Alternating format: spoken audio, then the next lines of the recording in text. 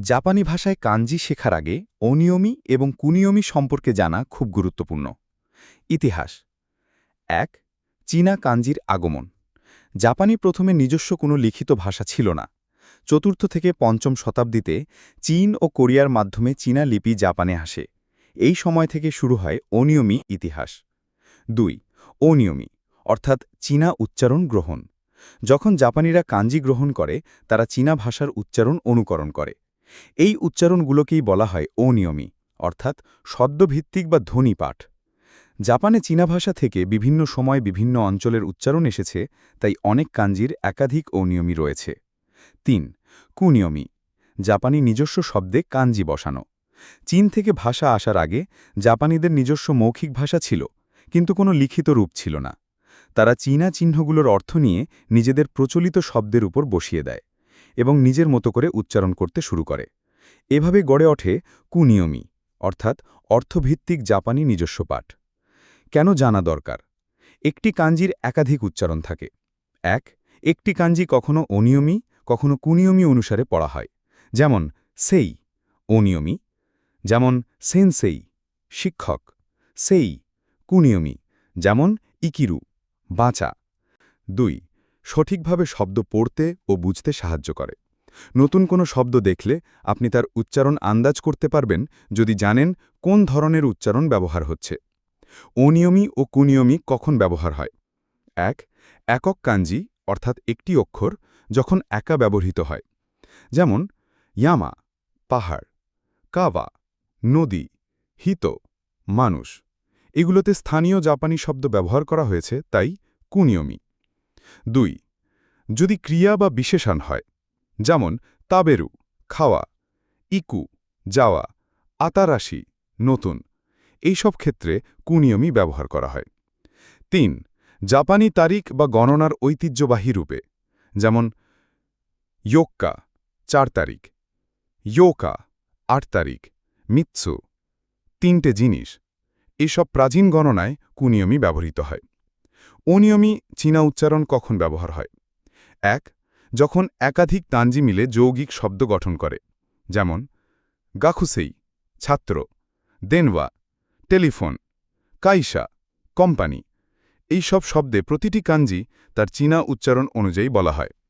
২. বিশেষ কিছু বিদেশি শব্দ বা সরকারি বা একাডেমিক শব্দে, যেমন সেইজি রাজনীতি, কেইজাই অর্থনীতি, ইগাখু চিকিৎসা বিজ্ঞান। এরা সব চীনা উচ্চারণ অনুসরণ করে, তাই অনিয়মি। ৩. পৃথকভাবে হিরাগানা বা ক্রিয়াপদ ছাড়া যদি দুটি কাঞ্জি থাকে, যেমন কো হাইস্কুল, গিনকো ব্যাংক, এদের মধ্যে হিরাগানা নেই এবং যৌগিক, তাই অনিয়মি। কাঞ্জি ইয়ামা অর্থ পাহাড়, অনিয়মি সান, কুনিয়মি ইয়ামা। মনে রাখার উপায়, এই কাঞ্জিটা দেখতে ৩টি চূড়াওয়ালা একটি পাহাড়ের মতো।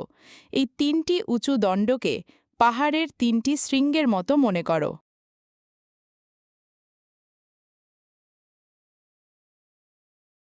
কাঞ্জি রিভার বা নদী, উনিয়মি সেন, কুনিয়মি কাওয়া। মনে রাখার উপায়, এই কাঞ্জিটি দেখতে ৩টি উল্লম্ব রেখার মতো, যেগুলো নদীর স্রোতের মতো নিচে নামছে।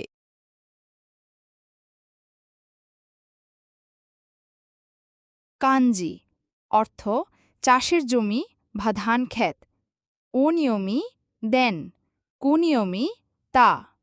মনে রাখার উপায়, এই কঞ্জিটি দেখতে ৪ ভাগে ভাগ করা একটি জমির মতো। যেমন আমরা মাঠে ছোট ছোট ব্লকে পানি দিয়ে ধান লাগাই, একদম সেরকম চিত্র।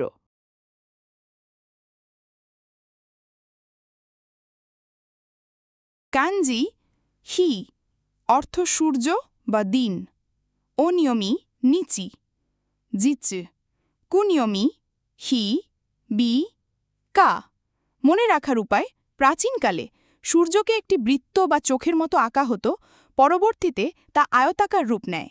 তাই হি দেখতে অনেকটা সূর্যের প্রতীক বা জানালার মতো, যেখান দিয়ে আলো আসে। হি মানে সূর্য বা দিন।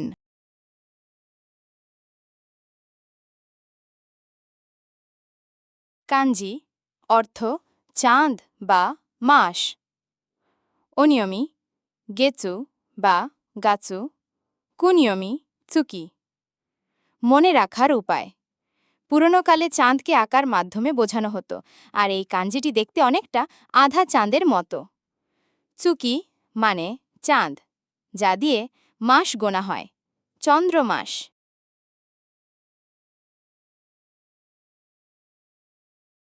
কাঞ্জি অর্থ আগুন অনিয়মি কা কুনিয়মি হি হো মনে রাখার উপায় এই কাঞ্জিটি দেখতে যেন আগুনের শিখার মতো নিচের দিকে ছড়িয়ে আছে জ্বলন্ত কাঠ আর ওপরে আগুনের শিখা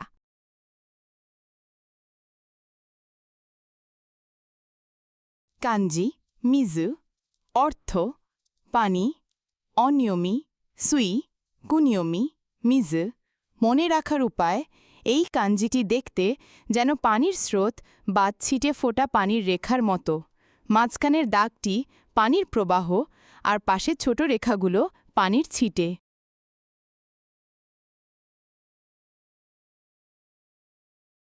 কাঞ্জি কি অর্থ গাছ বা কাঠ অনিয়মি মকু বা বকু কুনিয়মি কি মনে রাখার উপায় এই কাঞ্জিটি দেখতে গাছের মতো মাঝখানে গাছের কাণ্ড ওপরের ডালপালা ও নিচের শিকড় কি মানে গাছ যেমন আমরা পথে দেখি বড় গাছ সেরকম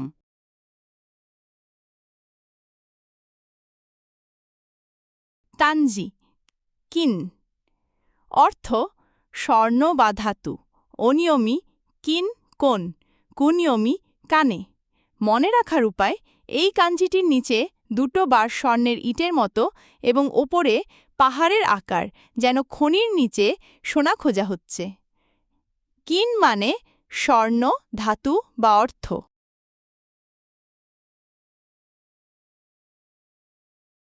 কাঞ্জি চুচি অর্থ মাটি বা জমি অনিয়মি দো বা তো কুনিয়মি চুচি মনে রাখার উপায় এই কাঞ্জিটি দেখতে যেন মাটির ওপর গাছ জন্মেছে নিচে মাটি আর তার ওপরে শাখা চুচি মানে মাটি যেখানে চাষ হয় গাছ জন্মায়